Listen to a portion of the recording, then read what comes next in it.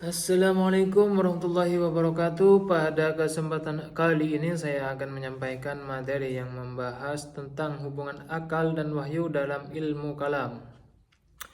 Pengertian akal dan wahyu dalam konteks ilmu kalam, akal adalah anugerah Allah berupa kemampuan berpikir, memahami dan menganalisis. Kata akal secara etimologis berarti mengikat, yakni sesuatu yang mengikat manusia dengan kebenaran dan Tuhan.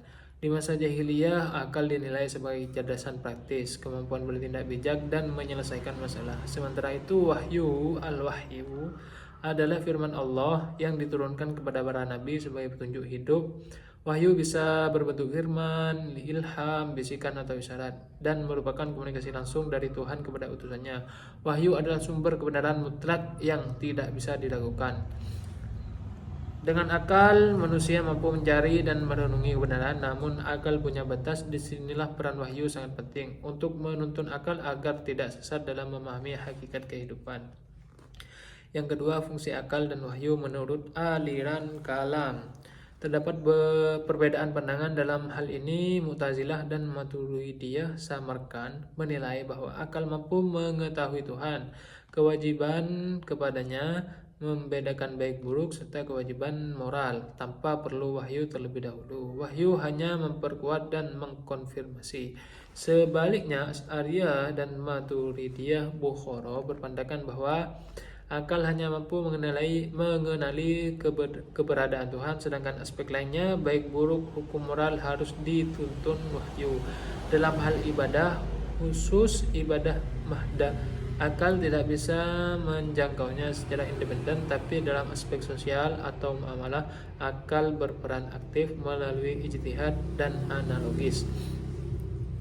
Yang ketiga, pandangan tokoh muslim tentang hubungan akal dan wahyu. Dua tokoh penting yang banyak membahas topik ini adalah Ibnu Rushd dan Ibnu Taimiyah.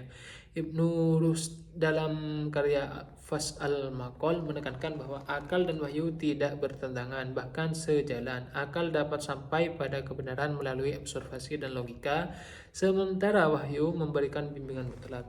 Ibnu Taimiyah menulis Darul Ta'arud al-Aql wal Naql untuk menunjukkan bahwa tidak ada pertentangan antara akal sehat dan wahyu sahih. Jika tampak bertentangan, maka penafsiranlah yang harus ditinjau ulang.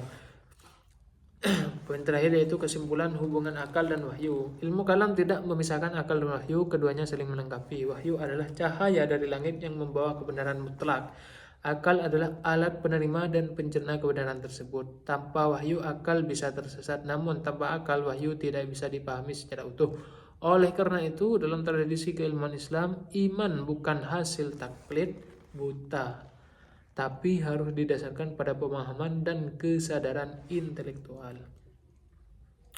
Kesimpulannya, ilmu kalam mengajarkan bahwa dalam memahami agama, akal dan wahyu tidak boleh dipertentangkan, tapi harus dirangkai sejalan.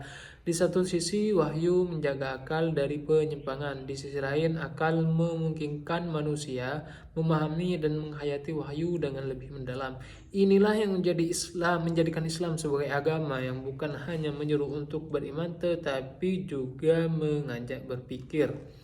Demikian pembahasan mengenai hubungan akal dan wahyu dalam ilmu kalam. Semoga dapat menambah pemahaman kita. Terima kasih atas perhatiannya. Wassalamualaikum warahmatullahi wabarakatuh.